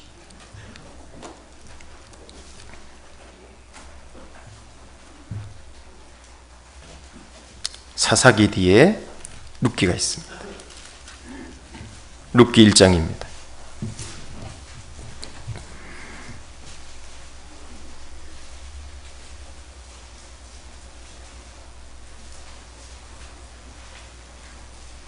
룻기 1장 1절부터 5절입니다. 룻기 1장 1절부터 5절. 사사들의 치리하던 때에 그 땅에 흉년이 드니라. 유다 베들레헴에 한 사람이 그 아내와 2 아들을 데리고 모압 지방에 가서 우고하였는데 그 사람의 이름은 엘리멜렉이요 그 아내의 이름은 나오미요 그 2 아들의 이름은 말론과 기련이니 유다 베들레헴 에브라 사람들이더라. 그들이 모압 지방에 들어가서 거기 유하더니 나오미의 남편 엘리멜렉이 죽고 나오미와 그 두 아들이 남았으며 그들은 모압 여자 중에서 아내를 취하였는데 하나의 이름은 오루바요 하나의 이름은 루시더라. 거기 거한 지 10년 즈음에 말론과 기럨 두 사람이 다 죽고 그 여인은 두 아들과 남편의 뒤에 남았더라. 어떤 상황인지 이해되시죠? 이스라엘 땅에 흉년이 들었습니다. 엘리멜렉이라고 하는 남편 가장이 아내 나오미와 두 아들 말론과 기럨을 데리고 그 흉년을 피해가지고 모압 지방에 내려가 살았던 겁니다. 아무리 흉년이 들어도 약속의 땅을 떠나면 안 되는 거예요. 아브라함도 기근 때문에 애굽으로 내려갔다가 큰 낭패를 볼 뻔했잖아요. 아내를 잃을 뻔했잖아요. 구원받은 그리스도인이 신앙생활 하다 보면 많은 고난과 어려움이 찾아와요. 그렇다더라도 하나님의 이 축복의 이 교회를 떠나면 안 되는 겁니다. 그런데 모압에 내려가서 살다가 어떤 일이 있냐면 엘리멜렉이 죽었어요. 3절에. 남편이 죽은 겁니다. 일종의 징계일 수 있습니다. 뿐만 아니라 이제 그 땅에 거한 지 한 10년이 됐어요. 두 아들은 모압 여자를 아내로 맞이했고 그렇게 해서 한 10년이 지났는데 어떤 일이 벌어졌냐면 5절에 말론과 기럨 두 아들도 다 죽어버린 거예요. 그 여인 나오미는 두 아들과 남편의 뒤에 남았더라. 정말 비참하죠. 그런데 나오미만 비참합니까? 이 모압 며느리 아내 둘 룻과 오르바도 정말 비참하죠. 결혼 생활에서 10년 동안 알콩달콩 잘 살았는데요. 이게 웬 날벼락입니까? 10년이 지나고 났는데 자기 남편들이 그냥 다 죽어버린 겁니다.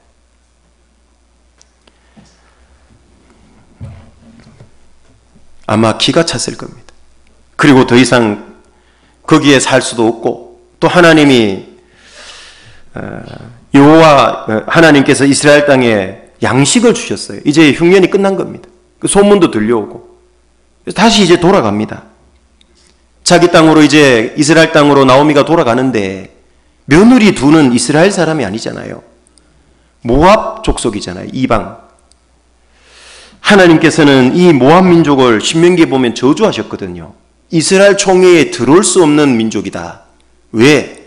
이스라엘이 출애굽해서 광야 생활에서 가나안 땅 올 때 길을 내주지 않았기 때문에. 뿐만 아니라 이 출발도요. 모압 민족은 모압과 암몬 어떻게 나온지 아시죠? 소돔과 고모라가 멸망당할 때 이 롯이 간신히 빠져나왔잖아요. 나오다 아내는 소금 기둥 됐고 그 두 딸과 동침에서 나온 민족이 모압과 암몬 처음부터 출생부터 저주받은 민족입니다. 사실. 그 모압 민족이었던 두 며느리는 자기 민족에게로 돌아가라고 얘기를 한 겁니다. 8절로 가보시면은요. 여호와께서 8절입니다. 너희로 각각 남편의 집에서 평안함을 얻게 하시기를 원하노라 하고 그들에게 입맞춤에 그들이 소리를 높여 울며 나오미에게 이르되 아니니이다. 우리는 어머니와 함께 어머니의 백성에게로 돌아가겠나이다. 자, 여기 각각 남편의 집에서 평안함을 얻게 하시기를 원하노라 할 때 이 남편은 죽은 남편을 얘기하는 게 아니고요. 다시 모압 민족 너희 고향으로 민족에게 돌아가서 새 남편을 얻어서 이 슬픔을 극복하고 평안하게 잘 살아라는 얘기예요. 그런데 두 며느리는 아닙니다. 우리는 어머니와 함께 가겠고 어머니의 백성에게로 같이 돌아가겠습니다. 이렇게 얘기를 하는 거예요. 그런데 두 사람이 며느리가 울면서 막 돌아가다가요. 14절에 보면 그들이 소리를 높여 다시 울더니 오르바는 그 시모에게 입맞추되 룻은 그를 붙쫓았더라. 자, 이거 붙쫓았다가 연합 히브리어로 다바크라 그랬잖아요. 지난번에. 자기 민족에게로 길을 가다가 시어머니가 또 돌아가라 그런 거예요. 그랬더니만 그 두 며느리가 소리를 높여 다시 울었어요. 방성대곡한 거죠. 소리 높여 울었어요. 그런데 룻은 끝까지 어머니를 따랐는데 오르바는 돌아갔어요. 요 울음은 진짜예요? 가짜예요? 이건 가짜예요. 정말 결연한 결단에서 내가 끝까지 갈 건데 왜 자꾸 가라고 하세요 어머니, 이런 쪽의 눈물이 아니고 작별의 눈물, 작별의 입맞춤이었어요. 오르바는 돌아갔기에 여기서 이후에 그에 대한 기록도 없어요. 끝이에요. 그는 하나님의 백성 축복 속에 들어올 뻔한 여인이었죠. 그런데 끝난 겁니다. 왜죠? 어머니를 따라가 봐야 재혼할 가망성이 없어 보이거든요. 왜 그러냐면 12절에 읽어보면 잘 나오는 내용인데 시간 관계에서 읽지는 않겠습니다. 이스라엘은 형사취수 제도가 있어요. 형이 죽었는데 자손을 남기지 못하면 동생이 그 형의 아내를 형수를 취해서 자손을 낳아줘야 되는 겁니다. 그런데 아시는 대로 자녀가 없잖아요. 그런데 시어머니 오르바가 뭐라 그랬냐면 너희 둘이 나를 따라와 봐야 다시 결혼할 희망이 없다. 왜? 내가 아이를 낳을 수도 없고 설사 낳았다고 한들 그게 아들이란 보장도 없고, 그리고 설사 아들을 낳았다 치자 그 아이를 낳을 만큼 장성할 때까지 기다리려면 너희 나이가 엄청 많이 들 텐데, 이런 얘기를 해준 거예요. 그러니까 오르바는 가만 생각하니까 야, 이거 따라갔다가는 내 팔자 전문 용어로 쫑 나겠다, 끝나겠다 그 말이에요. 그러니까 어떻게 했습니까? 울며 헤어진 거예요. 결국 이 오르바는 자기의 육신의 인정, 자기 옛 민족, 자기 육신의 정력, 이걸 극복을 못한 여인이에요. 그런데 룻은 끝까지 따라간 거잖아요. 끝까지 따라갔잖아요. 그래서 15절에 나오미가 또 가로되 보라, 내 동서는 그 백성과 그 신에게로 돌아가나니, 자기 우상에게로 돌아간 겁니다. 자기 민족 모압에게로, 저주받은 민족에게로 돌아간 거예요.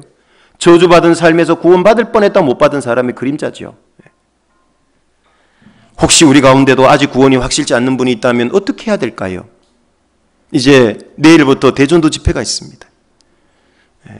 말씀을 들으시고 꼭 구원을 받으셔야 됩니다. 왜? 마지막 때 되어질 징조가 너무 우리 시대에 보여지고 있잖아요. 코로나를 통해서. 단순히 온역 질병 하나뿐입니까? 상상하지도 못했던 말씀들이 깨달아지잖아요. 주일날 한번 말씀드렸죠. 마지막 때가 되면 기근이래요. 단순히 양식이 적어서, 농사질 땅이 적어서 환경 문제로, 기후 변화로 양식이 줄어서만 드는 기근인 줄 알았는데 온역 때문에도 온 세상에 기근이 생긴다는 걸 알았어요. 직장 잃어버리죠.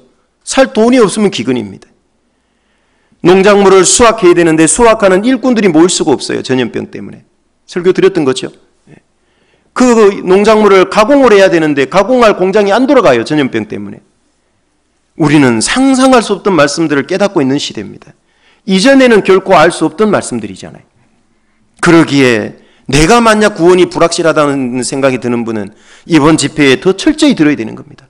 마지막 집회일 수도 있기 때문에 그런 겁니다. 우리는 모르잖아요. 무슨 괜히 겁주려는 게 아니고. 그래서 정말 나는 듣고 싶은데 너무너무 정말 건강에 안 좋고 위험한 기저질환자다, 심각한, 뭐 그렇다면 집에서 실시간으로 말씀 보내드릴 테니까 예외적으로 그런 분들은 실시간으로 들으시면 됩니다. 그리고 정말 전도하려고 했던 분들도 정말 최선을 다해 전도해야 될 겁니다. 왜? 마지막 기회일 수 있기 때문에.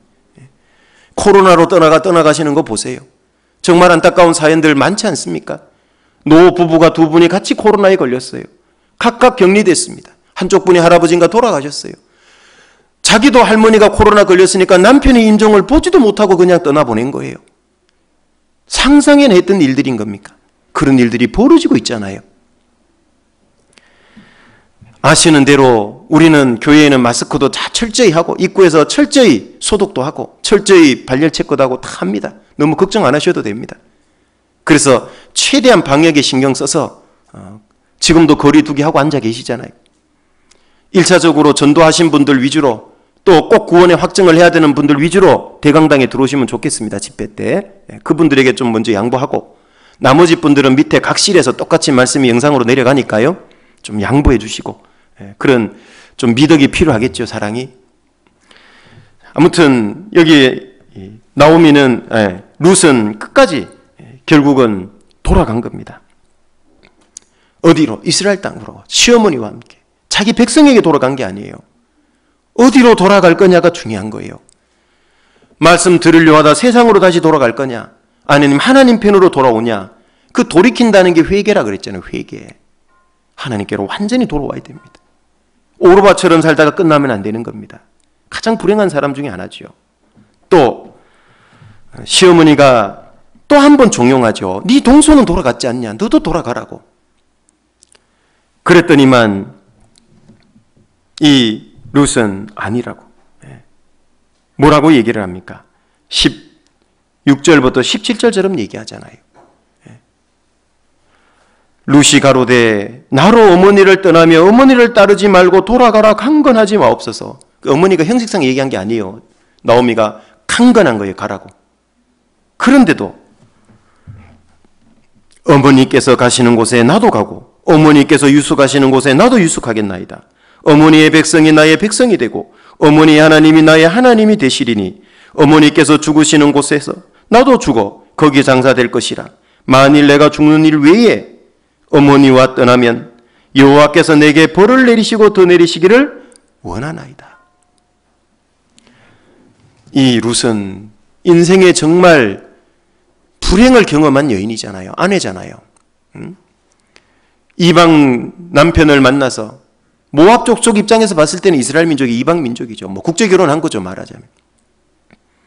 이방 남편을 만나서 어찌 보면 말도 잘 안 통했을 수도 있고 문화도 다르고 환경도 다르고 모든 게 달랐을 텐데 힘들었겠죠. 그런데 그걸 다 극복하고 10년 동안 살아왔는데 그 결과는 남편이 죽은 거예요. 그녀의 인생은 정말 슬픔 아닙니까? 말하자면 쫄딱 망한 집안에 시집 온 거예요. 흉년 피해서 내려갔잖아요, 모압에. 그 쫄딱 망한 집안에 오니까 뭐가 있겠어요? 아니나 다를까 왔는데 시아버지는 얼마 안 있다 죽어버리고 그 당시에 남자는 수입의 근원인데 시아버지 죽었죠. 10여 년 지나니까 막 남편 죽어버리죠. 정말 서글픈 인생을 살아가는 아내 아닙니까? 아내 중에도 이렇게 꼬인 정말 저주받은 인생을 산 아내가 몇이나 있을까요? 만약 누군가 나에게 결혼하라고 그랬는데 파산한 집에 시집가라 그러면 갈 청년 자매님 몇 분이나 있을지 모르겠어요. 말하자면 그런 집인 겁니다. 육신적으로 보면 아무것도 기댈 것도 없고 좋을 것도 없고. 우리 보고 국제 결혼하라 그러면 쉽지 않잖아요. 많은 장애물 어려움이 있잖아요. 그런데도 이 룻은 성경에는 나오지 않지만 여기 17절 끝에 보면 여호와에 대한 믿음이 있잖아요. 하나님에 대해서 아마 모압 민족 대대로 들었을 수도 있고 또 결혼해 와서 하나님에 대해서 제대로 들었을 수도 있고 믿게 됐을 수도 있고 어떻든 하나님에 대한 확실한 믿음을 가지고 있었던 겁니다. 이 룻이 정말 그 불행한 가정생활, 결혼생활이 나중에는 결국 이스라엘 땅에 들어가서 어떻게 바뀌죠? 보아스를 만났잖아요. 예수님의 모형과 그림자인 보아스입니다. 그녀의 인생은 말 그대로 신앙 역전 인생이 된 겁니다. 신앙적으로. 가장 행복한 여인이 됐던 겁니다. 그런데 그 보아스 나이가 많았다는 거 아세요? 예? 자기 시아버지 뻘이요. 그래서 기업 물을 자라고 나오잖아요. 같은 친족이기 때문에. 그런데도 거기에 딱 아내가 되는 거 보세요. 이 룻이 아내로서 결국 최고의 축복을 받잖아요. 그러면 나도 아내로서 가정생활할 때 축복받는 비결이 뭐냐고요? 룻처럼 살면 되는 거예요. 룻처럼. 현재 불행한 내 삶이 보아스는 예수님에 대한 그림자라 그랬잖아요. 예수님 만날 때 진짜 남편 만날 때 최고로 영광스럽고 축복받는 진짜 결혼생활이 시작되는 거잖아요. 그러려면 어떻게 살아야 돼요? 지금 아내로서 잘 살아야 된다니까요. 이 룻이 아이고 이놈의 집구석 지겹다. 남편도 죽었으니 뭐 살아야 될 끈덕지도 없다. 오르바처럼 떠나버렸다면 룻은 아내로서 받을 축복이 하나도 없는 거예요. 그냥. 그죠? 이 말도 안 되는 기가 막힌 상황 가정 형편인데 그런데도 살잖아요. 이 룻이 결국 이 축복을 받는데 첫 번째는 방금 본문처럼 인정을 극복한 거예요. 육신의 정욕을 극복한 거예요. 오르바는 못했지만 첫 번째가 우리가 아내가 아내로서 교훈받아야 될 게 이 부분입니다. 육신의 욕구 인정, 남편의 사랑 부족할 수도 있죠. 시어머니, 시아버지였던 사랑 부족할 수도 있죠. 그럼에도 불구하고 살 수 있다는 얘기예요. 이건 아예 없어요. 남편도 없고. 그걸 룻이 다 극복한 거예요. 뭐 때문에? 여호와에 대한 신앙 때문에. 하나님이 시어머니 따라갈 건데 죽으라는 데서 죽고 살라는 데서 살랍니다. 그 여호와 바라보고 가정생활한 거예요. 그죠? 며느리로서 아내로서 생활한 거라고. 두 번째로는 16, 17절에 룻을 통해 무슨 교훈을 하나님은 받기를 원하십니까? 죽기까지를 각오하는 믿음. 그 믿음이 결국 보아스에게 인도했던 것처럼 진짜 신랑 되신 주님 앞에로 우리를 계속 이끌어가고 영광스럽게 세우는 겁니다. 죽기 각오하면 못 살 게 뭐 있냐고요. 그렇지 않아요? 왜 못 산다고 힘들다고 불평이 나오냐 우리 남편 때문에. 안 죽어서 그래요. 자기가. 육신이 안 죽어서 그렇다고. 하나님의 말씀으로 남편을 주신 목적을 정확히 재정립하고 아내의 역할을 정확히 재정립할 때 육신이 누르는 거예요. 죽는 거예요. 말씀에 의해서. 그래야지만 사는 거예요. 룻처럼 이렇게 죽기를 결단해야 된다니까요.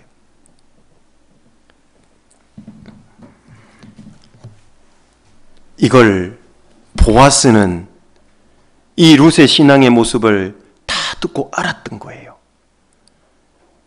여기 2장 11절 12절로 가보세요. 보아스가 이렇게 얘기를 합니다. 11절 12절입니다. 보아스가 그에게 대답하여 가로되 네 남편이 죽은 후로 네가 시모에게 행한 모든 것과 네 부모와 고국을 떠나 모압을 떠난 거죠. 전에 알지 못하던 백성에게로 온 일이 내게 분명히 들렸느니라. 여호와께서 네 행한 일을 보응하시기를 원하며 이스라엘의 하나님 여호와께서 그 날개 아래 보호를 받으러 온 내게 온전한 상 주시기를 원하노라. 보아스도 다 듣고 보았어요. 맞죠? 예. 이 룻에 대한 소문도 다 들었고 봤거든요. 얼마나 부지런히 이삭 두는 것도 다 봤거든요. 근데 이 보아스가 봤다는 건 보아스는 기업 물을 자라잖아요. 이게 바로 예수님이에요. 우리의 죄값을 대신 다 갚아주고 회복시켜 줄 거거든요. 그래서 예수님에 대한 모형과 그림자, 고엘 제도라 그러는데요. 이스라엘은 어떤 사람이 큰 파산을 겪고 빚을 져서 어려우면요, 가장 가까운 친족이 그걸 돈을 주고 다 사주는 거예요. 회복시켜 주는 거예요. 그걸 고엘 제도라 그래요. 그게 바로 예수님의 구원, 또 예수님에 대한 모형과 그림자예요. 그걸 고엘 제도를 하는 그 사람이, 기업 물러주는 사람이 예수님에 대한 모형과 그림자예요. 그게 보아스거든요. 여기서는 다 회복시켜 주거든요. 다 잃어버렸던 재산도 다 복구시켜 주거든요. 장차 예수님이 오시면, 이 보아스는 예수님의 그래서 그림자인데, 예수님 오시면 우리를 그렇게 해요. 현재 내 남편이 정말 장점이 많고 신앙적으로 유익해서 나를 리드하고 지켜주고 많이 도와주면 좋지만, 그렇게 해서 네 신앙이 성장해도 좋지만, 반대로 아직 어리고 육신적이고 단점도 많고 그렇다 하더라도 그 남편을 바라보고 세우려고 애쓰고 나를 단장하고 인내하고 그렇게 쭉 살다 보면은요, 내 육신의 자기 연민을 좀 극복하고 무너뜨리고, 아이고 다시 돌아가 버릴까, 그냥 결혼생활 취소해 버릴까, 그거 말고 정말 하나님의 날개 보호 아래 다 의지하고 거기 피하면서 살아가면요, 하나님이 그거 다 봐요. 그리고 주님 오실 때요, 내 다 봤다. 너 힘들고 어려웠던 거, 흘렸던 눈물 다 봤다. 남편 때문에 흘렸던 그 많은 눈물, 다윗이 그랬잖아요. 내 눈물을 병에 담으소서 그랬잖아요. 그건 하나님 잊지 않겠다는 거예요. 잊지 말아달라는 얘기기도 하고. 그리스도인이 흘리는 눈물을 하나님은 다 담는다는 말은 뭐예요? 기억하시겠다는 거예요. 그리고 천국 가면 장차 모든 눈물을 그 눈에서 씻긴다 그랬잖아요. 그 사람, 그 아내가 진짜 그리스도의 신부가 될 때 얼마나 영광스럽게 될까요? 이 룻이 영광스럽게 됐잖아요. 그래서 결국은 보아스의 아내가 됐을 뿐만 아니라요, 하나님의 성민, 선택받은 이스라엘 민족 속에 들어올 수 있는 축복도 받았고, 더 나아가서는 예수님이 오시는 족보 속에 들어가는 축복까지 받았잖아요. 이건 어마어마한 축복인 겁니다. 아내로서의 정말 저주받은 생활, 저주받은 것처럼 보이는 생활, 거기에 자기 연민에 빠져서 아이고 내 신세야 하고 그렇고 한 신세 한탄하고 남편이나 죽은 남편이나 원망하고 불평하고 살았다면요, 이 룻에게 이런 축복은 임하지 않았을 겁니다. 그런데 정말 말도 안 되는 끔찍한 일들이 벌어졌지만 그럼에도 불구하고 의지해야 될 남편조차도 없어요. 그럼에도 불구하고 여기 하나님 여호와의 날개 아래 보호받으러 왔다 그랬잖아요. 하나님을 피신처로 피난처로 도움으로 삼고 그렇게 살아간다면 하나님이 주시는 축복이 시작되는 겁니다.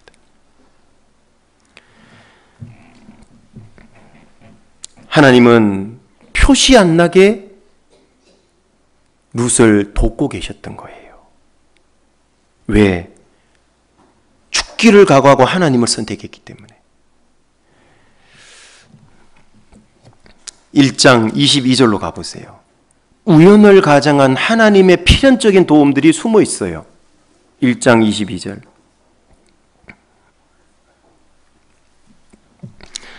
나오미가 모압 지방에서 그 자부 모압 여인 룻과 함께 돌아왔는데 그들이 보리 추수 시작할 때에 베들레헴에 이르렀더라. 아니, 보리 추수 얘기를 왜 뜬금없이 써놨을까요? 네. 돌아왔는데 그때가 뭐냐면 보리 추수 때예요. 네. 아시죠? 맥추절에 있는 그때입니다.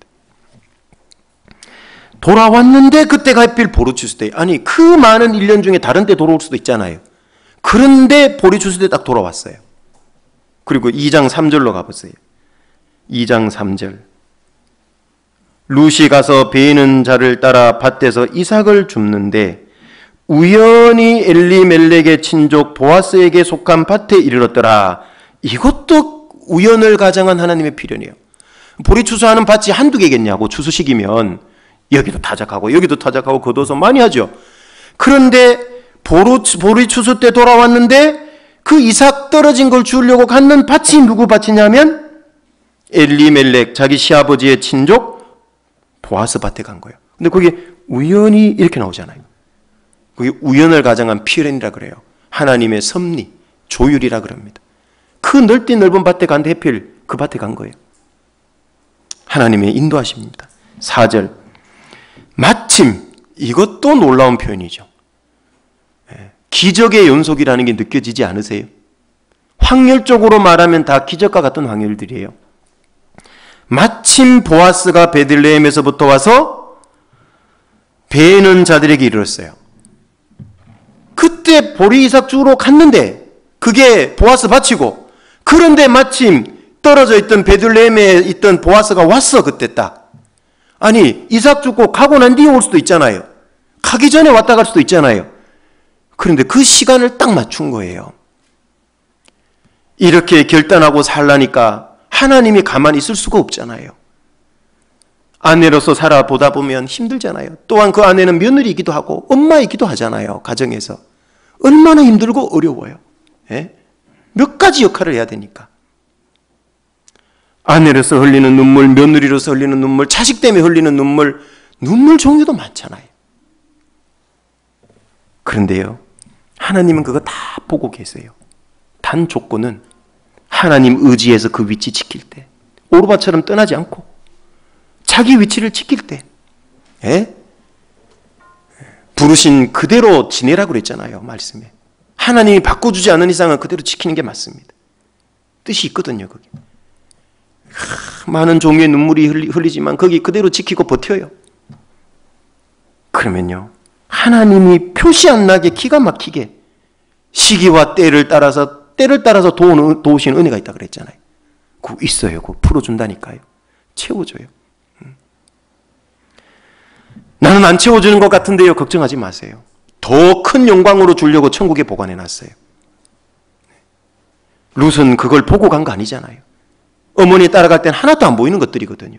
근데 하나님은 이미 사람은 룻은 못 보고 있지만 하나님은 보아스를 보고 있잖아요. 축복을 준비해 놓고 있잖아요. 그래서 우리가 아내로서 어머니로서 며느리로서 축복받기 위해서는요.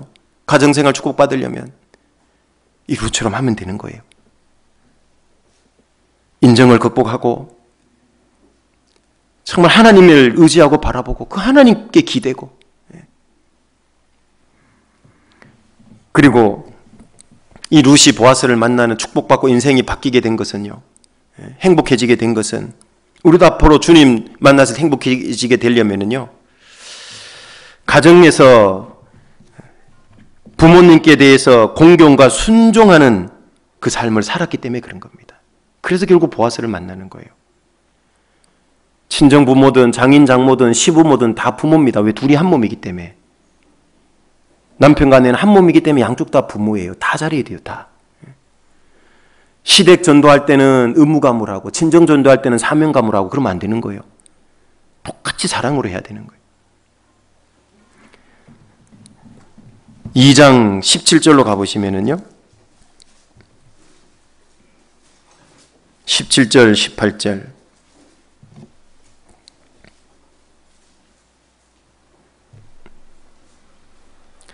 룻이 밭에서 저녁까지 죽고 그 주운 것을 뜨니 보리가 한 에바쯤 되는지라 그것을 가지고 성읍에 들어가서 시모에게 그 주운 것을 보이고 그 배불리 먹고 남긴 것을 내어 시모에게 드리매. 여기 룻이 밭에 가서 이삭 줍기를 해와가지고요. 그것을 떨어보니까 한 에바쯤 돼요. 한 에바. 이스라엘의 청량 이제 단인데요. 이게 이제 많이 준 거예요. 이제 시모에게 그것을 보이고 그걸 그 배불리 먹고 남은 것을 내어 시모에게 드렸다 그랬잖아요. 여기 룻이 이삭 줍기를 하니까 먹을 것도 주고 하니까요. 물론 그 자기도 먹지만은 여기 14절에 보면 그 볶은 곡식을 룻에게 좀 줬거든요. 보아스가요. 근데 그거를요 14절에 보면 룻이 배불리 먹고 남았다 그랬잖아요. 그 남은 거를 18절에 보면 시모에게 드린 거예요. 그러면 먹다 남은 걸 줬냐? 그게 아니고 시어머니 드릴 걸 남긴 거예요. 그리고 곡식 떤 걸 가지고요. 이삭 줍기 했으니 그걸 훌떡 떨어야 될 거 아니에요. 여러분 여기 잘 읽어보면은요. 밭에서 언제까지 주었다 그래요? 17절에. 저녁까지 준 거예요. 저녁까지. 여러분 혹시 이삭 줍기 해보셨습니까? 옛날에 어릴 때 저도 낫으로 벼베고 나서면 그 이삭 떨어지면 죽게 해봤거든요. 죽어요. 허리를 쉴 새 없이, 아시죠? 숙였다 폈다 숙였다 폈다. 나중에 허리 담 들려요. 그 다음날. 이 룻이 하루 종일 밤까지 그걸 죽은 거예요. 그리고 보아스가 뭐라 그랬냐면요. 일부러 조금씩 빼놓으래요. 룻이 죽도록. 그 일하는 소년 일꾼들이 그렇게 명령을 한 거예요. 그것도 은혜죠. 그죠? 하나님이 주신 은혜가 있다 그 말이에요. 거둘 게 있도록. 보이지 않는 하나님의 손길이 이 속에 꽉 차 있는 거예요. 룻을 위해서. 시부모를 공경하는 걸 게을리하지 않은 겁니다. 게을리하지 않은 거예요. 하루 일을 마치고 와서 그 좋은 걸 떨어가지고 시부모를 공경하는 걸, 시어머니를 공경하는 걸 게을리하지 않는 거예요. 자기도 얼마든지 핑계 댈 수 있겠죠. 허리 아파서 어머님이 좀 하세요. 제가 오늘 하루 종일 주셨어요. 어머님 오늘 하루 종일 집에 있었잖아요. 그럴 수도 있잖아요. 아니면 좋은 말로라도 적당히 핑계 댈 수 있잖아요. 어머니 제가 허리가 안 숙여져요. 담이 들려서. 어머니 시켜 먹을 수도 있잖아요. 그럼 어머니 나오미가 안 하겠냐고 하겠지. 근데 그러지 않잖아요. 가정에서 부모님을 잘 공경하면은요. 그 사람 복받도록 돼 있다니까요. 그래서 잘 아시는 대로 에베소서에도 6장 1절부터 3절에 보면 내 부모를 주 안에서 잘 순종하면 또 내 아버지 어머니를 공경하면 어떻게 된다고 얘기하십니까? 네가 잘되고 땅에서 장수하리라. 축복받는다는 얘기입니다. 부모님은 짐덩어리가 아니고요. 하나님이 나에게 주시는 축복의 통로라는 걸 아셔야 돼요. 아내가 친정에, 남편이 본가에 잘하는 거야 당연히 잘하겠지만 반대로 남편은 장인 장모를, 어르신을, 며느리는 시부모님을 잘 모셔야 돼요. 그러면 그 축복이 자기에게로 온다니까요. 진짜 신랑 된 주님이 오실 때 축복이 임해요. 이렇게 시부모 잘 섬기는 걸 보아스가 봤다고 얘기를 해요. 그래서 축복을 주고 아내로 사는데 조금 더 망설이지 않잖아요, 보아스가. 그런데 이 룻이 막 깍쟁이고 지 앞가림이 나고 막 시어머니는 내팽개쳐놓고 하면 보아스가 아내 삼았겠냐고요. 삼아도 부끄러웠을 거예요. 장차 신랑 되신 주님은 룻처럼 정말 부모님을 잘 공경하고 장인 장모님을 잘 공경하고 돌아보고 그렇게 우리가 살다 가야 그리스도의 신부로서 부끄럽지 않게 되는 거예요. 그래야 우리가 축복을 받을 수 있게 되는 겁니다. 이 룻은 시어머니의 권위에 순종할 줄 아는 여인이었어요. 공경할 뿐만 아니라 질서를 너무 잘 아는 거예요. 우리 시대에 보면 어른 알기를 우습게 알잖아요. 그럼 복 못 받아요, 그 사람. 여기 2장 2절로 한번 가보세요. 2장 2절. 모압 여인 룻이 나오미에게 이르되 나로 밭에 가게 하소서 이렇게 얘기하죠. 자기 하고 싶은 대로 행하는 게 아니고 시어머니에게 허락을 맡아서 가고 있잖아요. 이 질서를 아는 거예요. 질서를. 공경할 줄 아는. 어머니 이렇게 할까? 이거 어떠세요? 좋잖아요. 어머니하고 관련된 일인데도 이런 방구 얘기 없이 자기 마음대로 다 해버리면 안 된다 그 말이에요.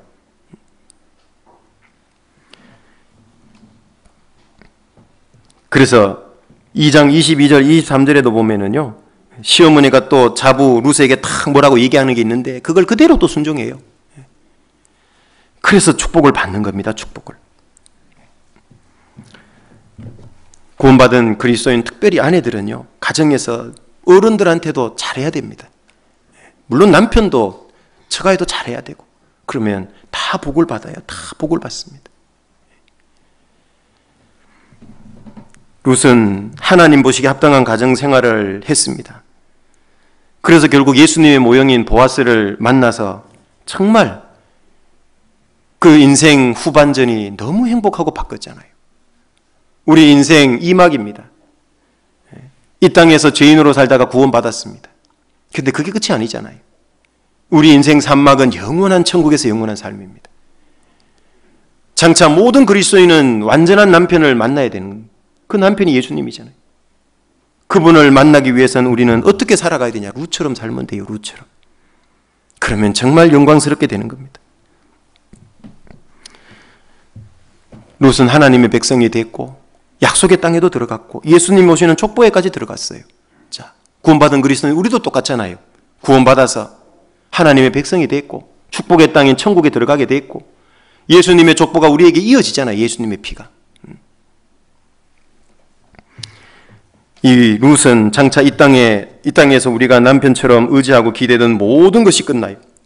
눈에 보이는 남편뿐만 아니라요.